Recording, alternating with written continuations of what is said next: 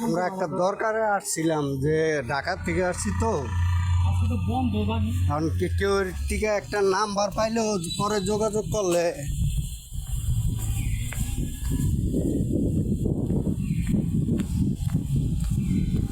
ভিতরে কোনো লোক আছে?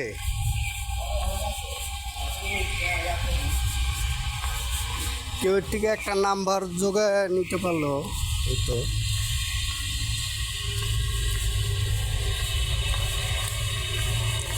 আমরা বিআইটির অফিসের ভিতরে চলে আসছি,